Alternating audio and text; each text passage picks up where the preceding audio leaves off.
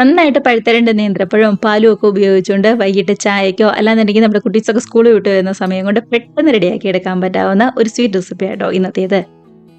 ഇതുപോലെ നല്ല അടിപൊളിയായിട്ട് വായിലിട്ട് അലിഞ്ഞിറങ്ങുന്ന സിമ്പിൾ ആയിട്ടുള്ള റെസിപ്പിയാണ്. അപ്പോൾ എല്ലാവരും മിസ് ചെയ്യാതെ ട്രൈ ചെയ്ത് നോക്കി കമൻസ് ഒക്കെ ആണെന്നുണ്ടെങ്കിൽ മറക്കാതെ അറിയിക്കണേ. അതിനായിട്ട് നന്നായിട്ട് പഴുത്ത 2 നേന്ത്രപ്പഴമായിട്ടും എടുത്തിരിക്കുന്നത്. ഇതിപ്പോൾ മീഡിയം വലിപ്പത്തിലുള്ള നേന്ത്രപ്പഴം ആയതുകൊണ്ടാണ് ഞാൻ 2 എണ്ണം എടുത്തത്. അത്യാവശ്യം നല്ല വലിപ്പമുള്ളതൊക്കെ ആണെന്നുണ്ടെങ്കിൽ ഒരെണ്ണം മാത്രം മതിയാവും. ഇതേപോലെ ചെറിയ പീസായിട്ട് ഒന്നും കൂടെ കട്ട് ചെയ്തും കൂടി എടുക്കുന്നുണ്ടേ. ഇനിയിപ്പോൾ നമുക്ക് റെഡിയാക്കി എടുക്കാം. അതിനായിട്ട് നോൺ സ്റ്റിക്കിൻ്റെ ഒരു പാൻ ചൂടായിട്ട് വന്നപ്പോൾ 1 ടേബിൾ സ്പൂൺ നിറച്ച് തന്നെ നെയ്യ് ചേർത്ത് കൊടുക്കുന്നുണ്ട്. ചൂടായ നെയ്യിലേക്ക് ഒരു പിടി കാഷ്നട്ടും അതേപോലെ തന്നെ മുന്തിരിയും കൂടി ചേർത്ത് കൊടുക്കാം കേട്ടോ. നമ്മൾ ഈ സ്വീറ്റ് കഴിക്കാൻ നേരത്തെ ഇടയ്ക്ക് മുന്തിരിയും കാഷ്നട്ടും ഒക്കെ കടിക്കാൻ കിട്ടുന്നത് അതൊരു നല്ല ടേസ്റ്റ് ആയിരുന്നേ.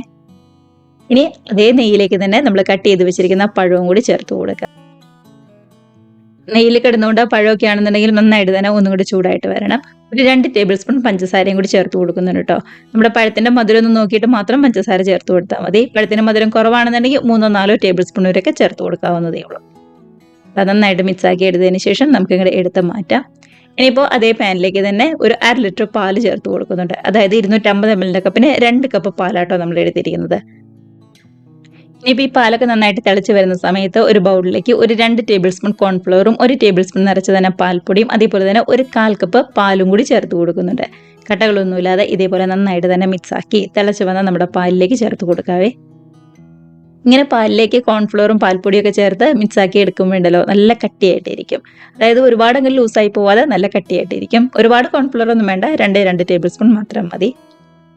മധുരത്തിന് വേണ്ടിയിട്ട് ഒരു 3 ടേബിൾ സ്പൂൺ പഞ്ചസാരയും കൂടി ചേർത്ത് കൊടുക്കുന്നുണ്ട്. തിളച്ച് വന്ന് തുടങ്ങുമ്പോൾ ഇതുപോലെ ഒന്നും കൂടി ഒന്ന് കുറുകി വരും കേട്ടോ, നമ്മുടെ കോൺഫ്ലവർ ഒക്കെ ചേർത്ത് കൊടുത്തുകൊണ്ട്. ഇനിയിപ്പോൾ നമ്മൾ റെഡിയാക്കി വെച്ചിരിക്കുന്ന പഴത്തിൻ്റെ മിക്സ് അങ്ങ് ചേർത്ത് കൊടുക്കാം. അതേപോലെ തന്നെ കാഷ്നട്ടും മുന്തിരിയൊക്കെ നമ്മൾ ഫ്രൈ ചെയ്തിട്ടുണ്ടല്ലോ അതും കൂടി ചേർത്ത് കൊടുക്കാവേ.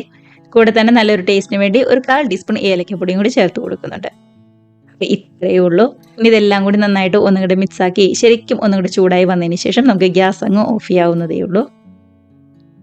അപ്പോൾ കേട്ടോ, ഇത്ര സിമ്പിളായിട്ട് റെഡിയാക്കി എടുക്കാൻ പറ്റാവുന്ന നല്ല അടിപൊളി ടേസ്റ്റുള്ള ഒരു സ്വീറ്റ് റെസിപ്പിയാണ്. കുട്ടീസിനൊക്കെ ഉറപ്പായിട്ടും ഇഷ്ടമാവും കേട്ടോ. മധുരമൊക്കെ ചേർക്കുമ്പോൾ ഒന്ന് നോക്കി മാത്രം ചേർത്താൽ മതി. പഴത്തിൻ്റെ മധുരം ഒന്ന് നോക്കിയിട്ട് മാത്രം ചേർത്ത് കൊടുക്കുക കേട്ടോ. തണുത്ത് കഴിയുമ്പോൾ ഒന്നും കൂടി ഒന്ന് കട്ടിയായിട്ട് വരുന്നുണ്ടേ. ഏറ്റവും മേളിലേക്കായിട്ട് കുറച്ച് പഴവും അതേപോലെ തന്നെ ഫ്രൈ ചെയ്ത് വെച്ചിരുന്ന കുറച്ച് കാഷ്നട്ടും കൂടി ചേർത്ത് നമുക്ക് ഇതേപോലെ ഒന്നങ്ങോട്ട് ഡെക്കറേറ്റ് ചെയ്ത് കൊടുക്കാം. അപ്പോൾ ഇത്രയേ ഉള്ളൂ. നല്ല അടിപൊളി ടേസ്റ്റിൽ സിമ്പിളായിട്ട് റെഡിയാക്കി എടുക്കാൻ പറ്റാവുന്ന സ്വീറ്റ് റെസിപ്പി തന്നെയാണ്. മിസ് ചെയ്യാതെ ട്രൈ ചെയ്ത് നോക്കാം കേട്ടോ.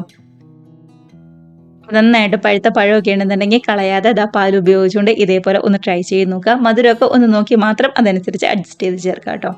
അപ്പോൾ ഇത്രയേ ഉള്ളൂ. എല്ലാവരും ട്രൈ ചെയ്ത് നോക്കി കമൻസ് ഒക്കെ ആണെന്നുണ്ടെങ്കിലും മറക്കാതെ അറിയിക്കണേ.